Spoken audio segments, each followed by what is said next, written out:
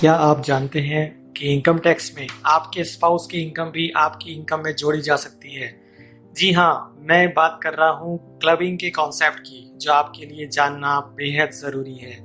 इस वीडियो में मैं आपको बताऊंगा कि कब आपके स्पाउस यानी हस्बैंड या वाइफ की इनकम आपकी इनकम के साथ क्लब की जा सकती है और किन किन ट्रांजैक्शंस के संबंध में आपको ये जानकारी होनी चाहिए। तो जुड़े रहिए इस वीडियो के अंत तक, क्योंकि इस वीडियो में मैं आपसे इंपॉर्टेंट जानकारी शेयर करूंगा। तो आइए शुरू करते हैं इस वीडियो को। सबसे पहला प्रोविजन है सेक्शन 60 में, transfer of income without transfer of asset, यानी बिना असेट ट्रांसफर किए इनकम ट्रांसफर कर देना। मान लीजिए आपके पास एक गोडाउन है जिससे आपको हर मंथ रेंटल इनकम जनरेट होती है। अब चूंकि आपकी टैक्सेबल इनकम पहले से ही ज्यादा है, तो आप अपनी टैक्स लायबिलिटी कम करने के लिए या रेंटल इनकम बिना गोडाउन ट्रांसफर किए अपनी वाइफ को, जो कि एक हाउस वाइफ है और जिनकी कोई अन्य टैक्सेबल इनकम नहीं है, ट्रांसफर कर देते हैं। अगर आप ऐसा करते हैं तो सेक्शन 60 ट्रिगर होने से ये रेंटल इनकम आपकी इनकम में क्लब हो जाएगी। सेकेंड इंपॉर्टेंट प्रोविजन है सेक्शन 64(1)(2) का। इस सेक्शन के अंतर्गत यदि आप किसी फर्म, कंपनी या कंसर्न में सब्सटेंशियल इंटरेस्ट यानी 20% या उससे ज्यादा हिस्सेदारी रखते हैं और ऐसी किसी फर्म, कंपनी या कंसर्न से आपके स्पाउस को कोई सैलरी, कमीशन, फीस या किसी भी नाम से दिया जाने वाला रेम्युनरेशन जो कि कैश या काइंड में दिया जा सकता हो, तो ऐसा सैलरी, कमीशन, फीस या रेम्युनरेशन आपकी इनकम में क्लब किया जाएगा।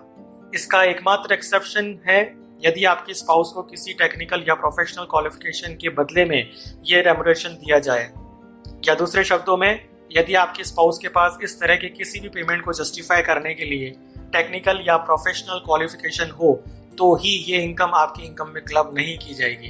तो इस प्रोविजन को समझना भी बेहद ज़रूरी है, क्योंकि बहुत सी बार इस नियम की पालना नहीं की जाती है या इस नियम के बारे में इग्नोरेंस होने की वजह से कई बार हम जाने अनजाने में हमारी टैक्सेबिलिटी को बढ़ा लेते हैं या इनकम को सही से डिस्क्लोज नहीं करते हैं। फॉर एग्जाम्पल, अगर आप एक ऐसी पार्टनरशिप फर्म में पार्टनर हैं जिसमें आपकी हिस्सेदारी 20% है, आप इस फर्म में अपनी वाइफ को अकाउंटेंट अपॉइंट करते हैं, लेकिन आपकी वाइफ पास इस पोस्ट को जस्टिफाई करने के लिए कोई अकाउंटिंग क्वालिफिकेशन नहीं है, तो उन्हें दी जाने वाली सैलरी आपकी इनकम में क्लब कर दी जाएगी।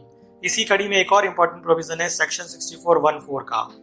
इस सेक्शन के अंतर्गत हाउस प्रॉपर्टी के अलावा किसी भी अन्य सेट को बिना किसी एडिक्वेट कंसिडरेशन या एग्रीमेंट टू लिव अपार्ट के अगर स्पाउस को ट्रांसफर किया जाता है, तो ऐसे एसेट से होने वाली इनकम को ट्रांसफरर की इनकम में ही इंक्लूड किया जाता है। जैसे कि यदि आपने एक गोडाउन जिस पर रेंटल इनकम जनरेट होती है अपनी वाइफ को ट्रांसफर कर दिया बिना किसी एडिक्वेट कंसिडरेशन के, तो इस गोडाउन से होने वाली जो रेंटल इनकम है वो आपकी यानी ट्रांसफरर की इनकम में ही इंक्लूड की जाएगी।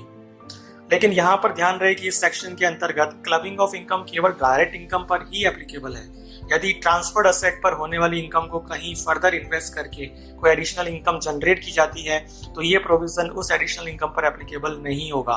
फॉर एग्जाम्पल, गोडाउन से प्राप्त रेंटल इनकम को आपकी वाइफ ने किसी एफडी में इन्वेस्ट कर दिया, तो उससे होने वाली इंटरेस्ट इनकम क्लब नहीं होगी। सिर्फ गोडाउन से जो डायरेक्ट इनकम यानी रेंटल इनकम जनरेट हो रही है, सिर्फ वही क्लब होगी। यानी कहने का मतलब ये है कि इनकम ऑन इनकम को कभी भी क्लब नहीं किया जाता इस सेक्शन के अंतर्गत। एक बात और जो महत्वपूर्ण है वो ये कि नेचुरल लव और अफेक्शन को यहाँ पर कंसिडरेशन नहीं माना जाता। यहाँ कंसिडरेशन का मतलब सिर्फ और सिर्फ मॉनेटरी कंसिडरेशन से है। अगर ट्रांसफरर से प्राप्त असेट से होने वाली इनकम को किसी पार्टनरशिप फर्म में कैपिटल कंट्रीब्यूशन के रूप में इन्वेस्ट कर दिया जाए, जिसमें आपकी स्पाउस का खुद का कंट्रीब्यूशन भी इंक्लूड है, तो क्लबिंग प्रोविजन प्रोपोर्शनेट बेसिस पर एप्लीकेबल होगा। इस सेक्शन के अनुसार अगर हाउस प्रॉपर्टी ट्रांसफर की जाती है, तो section 27 of the IT act के अंतर्गत ट्रांसफरर को deemed owner of the house property माना जाता है और उस केस में हाउस प्रॉपर्टी से होने वाली सभी इनकम के लिए ट्रांसफरर ही लायबल होता है। तो इस तरह मैंने आपसे इनकम टैक्स में उन सिचुएशंस को ब्रीफली डिस्कस किया जिनके अंतर्गत आपकी स्पाउस की इनकम एज अ ट्रांसफरर आपकी इनकम में क्लब की जा सकती है। इन सभी ट्रांजैक्शंस का ध्यान रखें और अगर इस तरह का कोई भी ट्रांजैक्शन आपने किया हो तो उसकी जानकारी अपने इनकम टैक्स रिटर्न्स में ज़रूर इंक्लूड करवाएं। मुझे उम्मीद है आपको ये वीडियो पसंद आया होगा। वीडियो को लाइक, शेयर और सब्सक्राइब करना ना भूलें और कमेंट बॉक्स में मुझे अपने विचार शेयर करें और यदि इस टॉपिक पर कोई भी क्वेरी हो तो कमेंट बॉक्स में शेयर करें। धन्यवाद।